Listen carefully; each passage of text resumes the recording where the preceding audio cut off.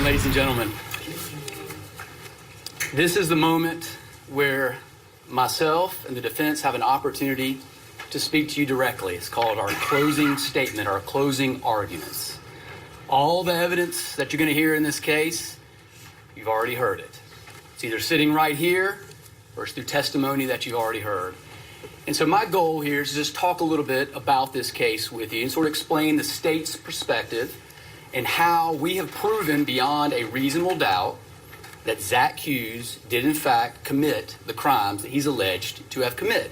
And I'm going to go through those crimes a little bit, and we'll talk a little bit about that. And then I'm going to go briefly through the evidence and explain my perspective on those things. I will give you a bit of a caveat that this is a little bit of a unique case in that you rarely have the defendant testifying and admitting to the entire crime during the trial. So in that respect, my closing argument may be a little different or maybe a little abnormal than our normal way we do things, but I'm going to do my best. I first want to thank you for your service. It's been a long 2 weeks. Y'all have been extremely attentive. You've paid attention. You've listened to the judge. And to be frankly, I couldn't ask for a better jury, and I appreciate your service. On behalf of my co-counsel, Mr. Jake Hofreth, Investigator Jared Sparkman, and Master Deputy Blake Wolf, we thank you for your service. Now, I told you in my opening statements that once you see and hear all the testimony in this trial, and I did not know that the defendant was going to testify, you're going to find that Zach Hughes, I don't know if you remember what I said, is a cold-blooded killer. And I submit that the state, and along with the testimony of Zach Hughes, we did in fact prove all of that beyond a reasonable doubt. Zach Hughes is a cold-blooded killer. Zach Hughes. We're at the top of the hour. We have to get to a break. You're not going to miss a moment. We'll hit the pause button and have more of these closing arguments in South Carolina versus Zachary Hughes next. Stay with us. You're watching Court TV, your front row seat to justice. Watching in today.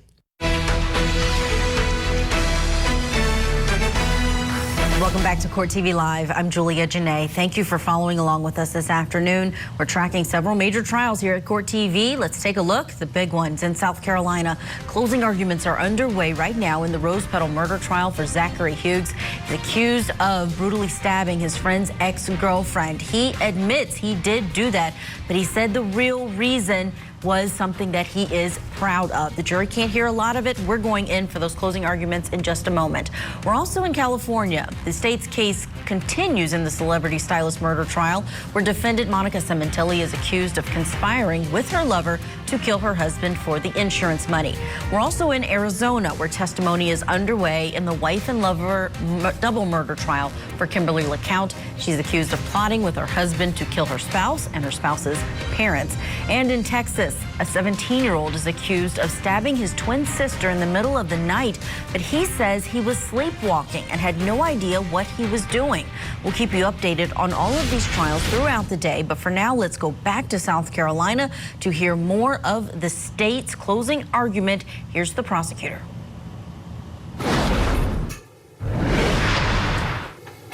And keep in mind, he solved John Mello's problems. So the judge is going to instruct you on the law, and just as we just we're going to abide by his rulings, you must abide by his instructions. Remember, I told you he's the referee, calls balls and strikes, and he also tells us what the rules are, what the law is. Y'all took an oath way long ago than you can probably remember, back in last week on Monday, a week ago. And you said you would take an oath, you would adhere to his instructions, you would do your duty as jurors, and I have no doubt in my mind that you will absolutely do that. Now, before Zach Hughes admitted to the murder of Christina Parcell, the state called approximately 32 witnesses. We submitted close to 200 exhibits. If you put all this on a hard drive, it's a little over 4 terabytes of information. And all of that taken together, it's a lot of evidence to digest. Now, with the admission of Zach Hughes to a lot of the state's case, the questions you were presented with at the beginning of the case really are answered. Regardless of what he may believe in his head, his actions are what matter in this courtroom. Actions speak louder than words. And boy, do we have a lot of cold, calculated, horrific actions in this case. Now, ladies and gentlemen, you must find the facts based on the evidence in this trial and solely based on the evidence presented at this trial inside this courtroom. And it is undisputed that Zach Hughes planned, he lay and waited, he broke into Christina Parcell's home with a .22 and a knife, some roses. She had just returned home from an interview, from her last interview with Vet Tech. Zach Hughes, a person she had never met. She had never met him. Beat her with a gun, brutally stabbed her 35 times, severing her jugular vein and her carotid artery. Now, as we go through the evidence and we look at some of the different things, I'm going to ask you to keep in mind of the charges that you're actually looking at. So the first charge I'm going to explain is the harassment charge. And there's two harassment. There's harassment and there's conspiracy to commit harassment.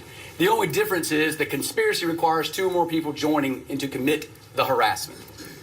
So harassment is just a pattern of intentional, substantial, and unreasonable intrusion into the private life of a targeted person that serves no legitimate purpose and would cause a reasonable person in his position to suffer mental or emotional distress.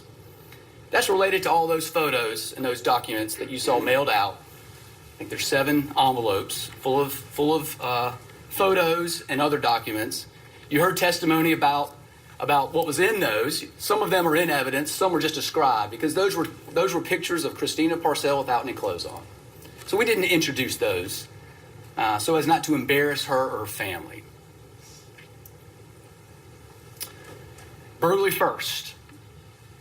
A person is guilty of burglary first if he enters a dwelling without consent and with the intent to commit a crime. And I remind you, the judge is going to tell you the law is, what it is. I'm just trying to give you an outline so you can keep that in mind as we're going through this evidence. And they enter without consent and they're armed with a deadly weapon or cause physical injury. Well, those things all already appeared in this case. Zach Hughes went in under a ruse of roses according to his own testimony. But he went in directly with the intent to commit harm, and he had weapons on him. And then you've got murder. You also have possession of the weapon during the commission of a violent crime.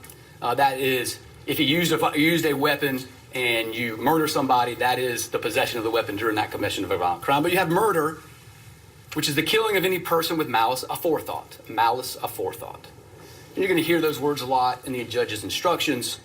But malice is ill will towards another person, the intentional doing of a wrong act with the intent to inflict injury. And I think I said early on, ladies and gentlemen, it was a depraved heart, an angry heart with the intent to harm somebody.